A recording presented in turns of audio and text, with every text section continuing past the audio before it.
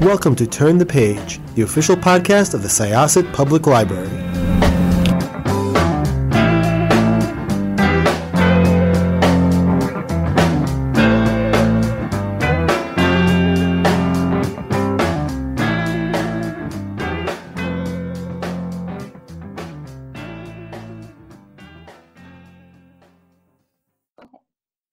Hi, this is Jessica with Syosset Library's Turn the Page podcast. Hi, my name is Olivia Wildenstein, and I write young adult fiction, romance, especially romance, a little bit of paranormal, and a little bit of contemporary too. And you're calling in from Switzerland, correct? Sunny Switzerland, sunny Geneva, yes. This is one of the amazing things about doing these remote interviews is that you could literally talk to people anywhere. So welcome to New York virtually. I believe that's where you're originally from. Yes, I grew up in the city. When I was very small, I grew up between Paris and New York, and then we settled in New York, and I was very happy about that because although I am French, New York was a great place to grow up, even though it wasn't as great when you're a kid until when you're a teen. Yeah, it is a little bit different when you're a kid, but I have a lot of friends with young children and they live in the city, and I feel like their reality is just very different than the reality of other kids. You know, like they'll just go on the subway with their parents and they'll just, walk down a block. That's crazy. I mean, obviously not now, because a lot of us are still in quarantine.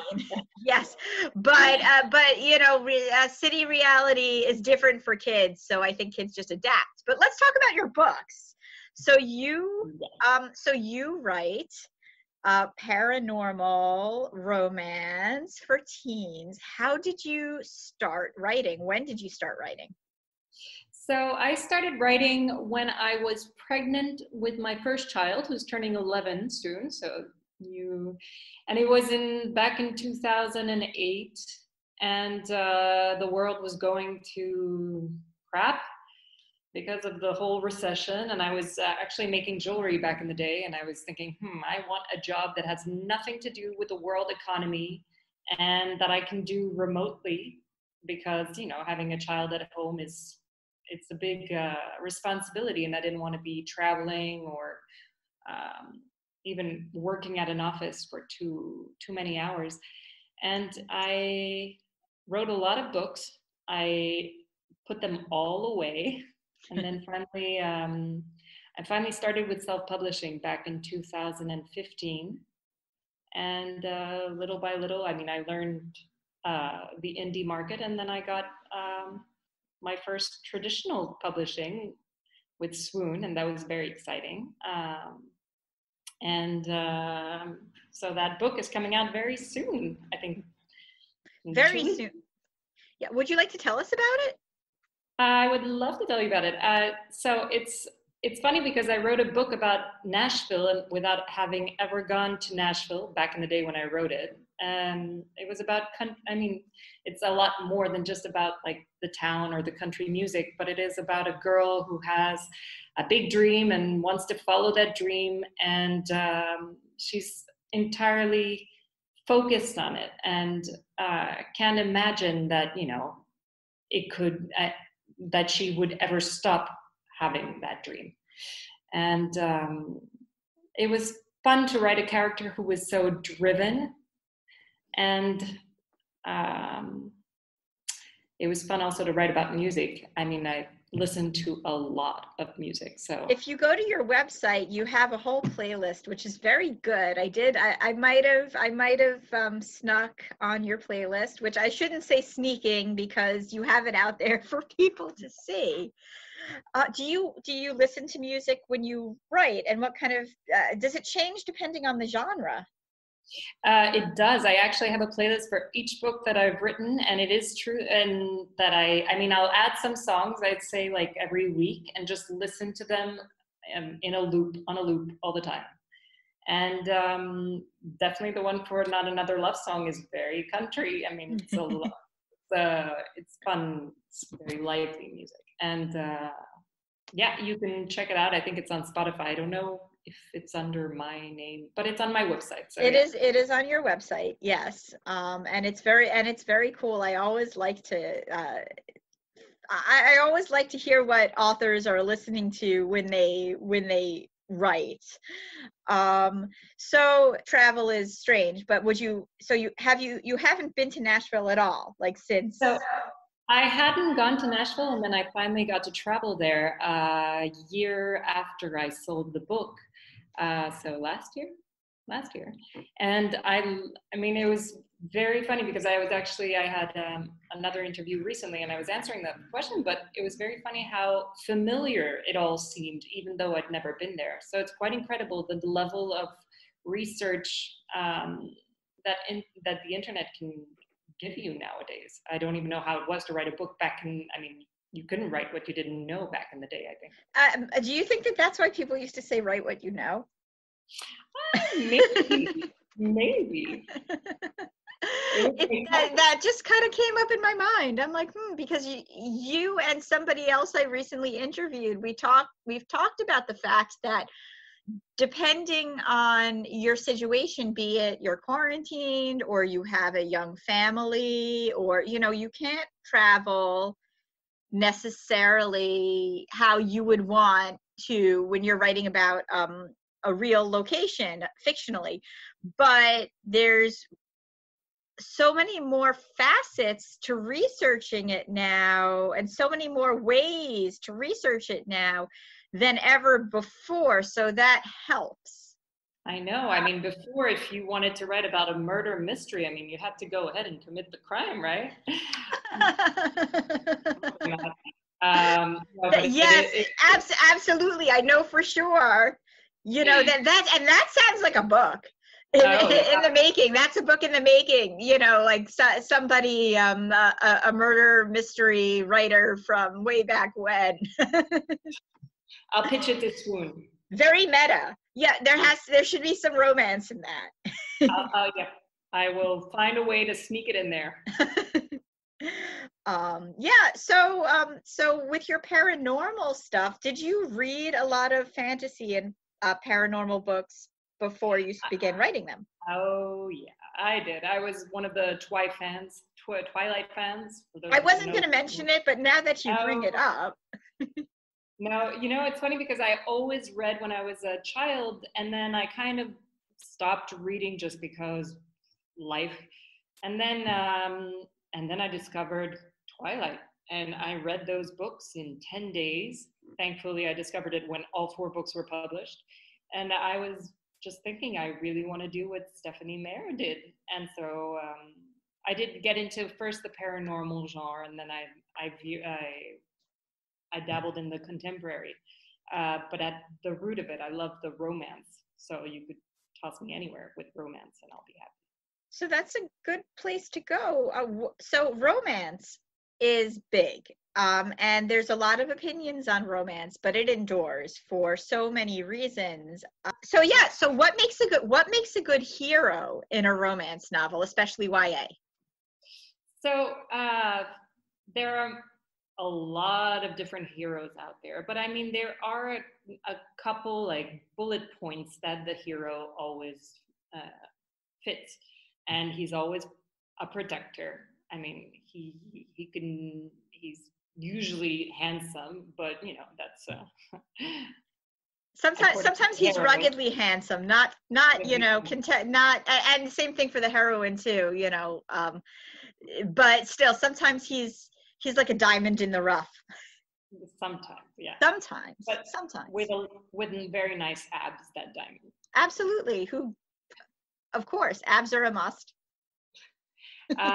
He's usually, I mean, from what I've read, he's usually quite charming. Even if he is not always kind, he's always charming. Strangely enough, they actually work together. But I mean, I think the big facets are really like being a protector and being there for the heroine all the time. I think, I mean, if you have a romance and the hero's not there, I don't think you can call Then it a romance. that's not really a romance, is it? Although it could be interesting. It could be, for sure. And you know, I think there's a lot to be said for that. I think I had a conversation with a friend of mine who's also a librarian years ago, and we were talking about Mr. Darcy, who Oh, yes. Yes, Mr. Darcy, and he's not always kind. No, the enigmatic and Yep. rough Mr. Darcy. Yeah.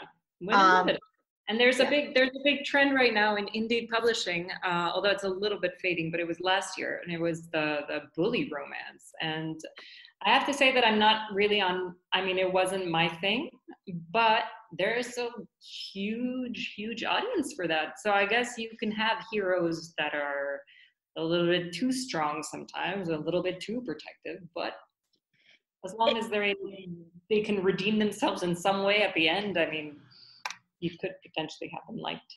You know, and I think kind of going to the Mr. Darcy part, and when you're talking about just, you know, the romance in general, what my friend had said, and this stuck with me forever, and I'm going to call out to her if you don't mind, because I think she'd appreciate it. Jen Marino, she's a great children's librarian over at the Rockville Center Library a few miles away.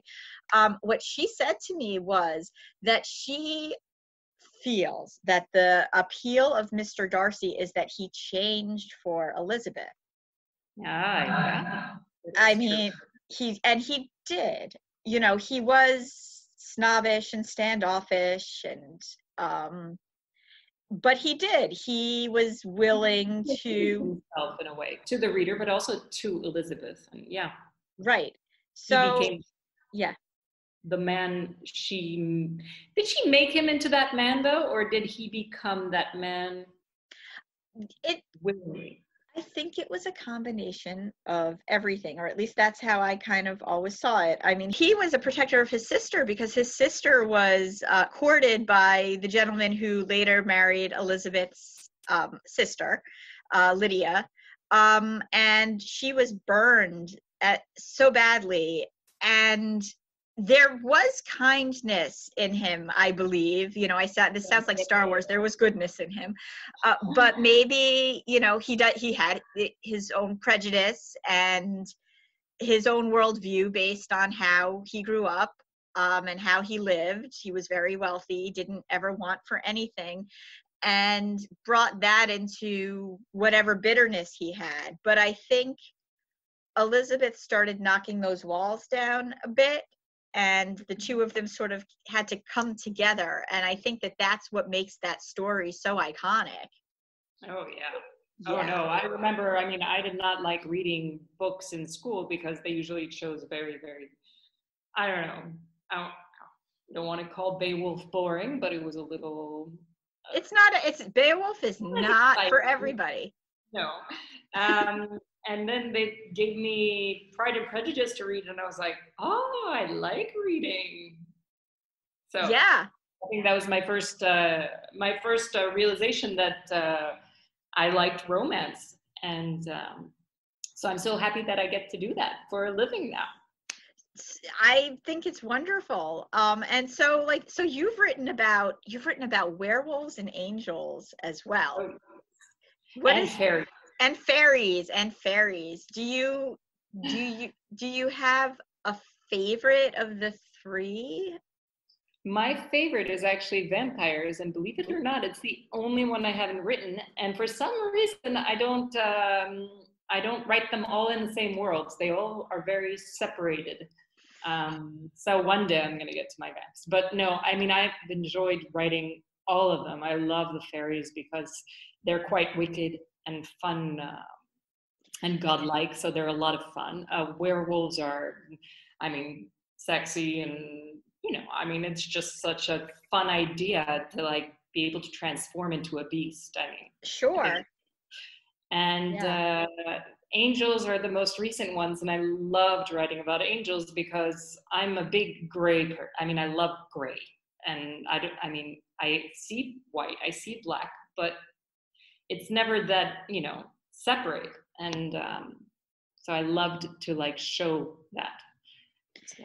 Yeah, no, that's definitely fun. I know the first of your Angel series was almost like a Romeo and Juliet forbidden romance between an angel who is trying to redeem somebody, but maybe it kind of goes both ways. So Well, it definitely was. It was, that not all angels are angelic and not all sinners are horrible people. But I love that world. And actually it was supposed to be a standalone, and I loved it so much that I decided to write a second one, which I was doing before the interview, and I'm going to go back to doing after. very exciting stuff. So do you read for pleasure yourself, and what do you read when you're not writing? So I'm a huge reader, and I feel like, I don't know, it's funny, when I started, I don't think I was reading quite as much, and then there was the Kindle, and then Kindle Unlimited, and then there was starting to be a lot of great books on there, and so I started reading. And also I think it's a good way to understand my market, because it is the indie market is quite different than the traditional market. But I have to admit that I don't read a lot of paranormal or fantasy. I mean, I'll read some, but I like contemporary. I like to read contemporary more. I don't know if it's a choice, like, so that I'm not too influenced when I write my paranormal, or if it's just because, I don't know, I'm at the age where I'm 36, so I don't know. I don't, I want something that's more rooted in reality. I think that makes perfect sense, and I think that you make a good point with influence, because you can sometimes, and this is not a jibe or a jab at all to those who do it, but sometimes you can tell what an author was reading when they began to write a certain book. So that's, it keeps it fresh. Not that you can't have a fresh take on something that's been done, but that's an interesting that's very interesting. So before we go, talk a little bit about the indie market and just sort of what the differences are and how you found your rise to traditional publishing. So the big difference for the indie market is that we rely a lot on ebook sales more than paperback or hardcovers or any other. I mean, actually, audiobooks are pretty big now too. So it's ebooks and audiobooks. And the people who buy ebooks and audiobooks are not teenagers. So if you're writing young adult indie, you're not actually writing for the teen market. You're writing for 20 to 40-year-old women. If you're writing romance, if you're writing another genre, then you're almost like new adult, I suppose, was the term. Exactly. You have this it's more mature YA. The characters are, if it's YA in the indie market, the characters are under 20, but it's definitely more mature than what you have on the trad side of YA. And it is true that new adult it's a new category that emerged. I think it was probably with Colleen Hoover, I want to say. I love Colleen Hoover. Oh boy. Yeah, I adore her stuff. Yep. She's wow. idols out there. Oh my gosh, yes. And I mean, she along with other authors, but they kind of brought along this new adult market. And I suppose like my paranormal sort of fits more into the new adult paranormal, I want to say, than young adult, but we still label it young adult. So this is, on the indie side, this is what you're doing. You're targeting an older audience with young characters. On the trad side, if you're writing YA, you're really writing it for teenagers. So it's a little bit different. I mean, not that you have to dumb anything down, because teens are way more mature than we give them credit for. Absolutely. Children are too. Yeah. Yeah. But you have to make sure that, the messages that you're sending are appropriate. Yes. Age appropriate. Exactly. Yes, for sure. So I think that was the biggest difference between the indie and the trad. I've seen there's some crossover recently where I find like the traditional young adult are getting a little bit more mature. I saw it with like Serpent and Dove, and I was Yes. I mean, not surprised by because it's not erotica or anything like that, but I mean, it was quite mature. I mean, Sarah J. Maas also. Yes, absolutely. Yeah. So I mean, there's crossover now. Yeah. As I think is appropriate, because teens are at different levels and they're learning things faster and more differently than back in the day. I mean, I have my 11-year-old son who asks me questions that I don't think I've ever asked my parents about when I was growing up. So yeah, they're definitely less sheltered than we were, and why not give them like information again, as long as it's not, and you can put it into context for sure. Exactly. How does audiobook publishing work for indie? Do the authors usually record their own books? Are there God, no, nobody would want to hear a whole book with my voice. No, we hire out the jobs, and they have two different ways of hiring someone. Either you do a royalty share if you can't afford to pay someone per finished hour, or you pay them for each hour of audio. And it's a very good asset to have a good audiobook. And little by little you find people that you'd love to work with, and it's fun. And again, Amazon sort of made all of this very easy through ACX Publishing, which is the Audible branch. So when you got picked up by Swoon, I love the name Swoon. I'm going to say it more. What did you find different? Did you feel like you had to shift gears a lot, or did you feel that the traditional publishing the traditional publishing world is starting to sort of adapt to ushering in voices who've published? I think, I mean, this again is like so personal. The story I wrote, they loved the voice of the character, and they never, told me to change her voice or, take out scenes that they thought were maybe too racy. Although, I mean, Not Another Love Song is pretty clean romance.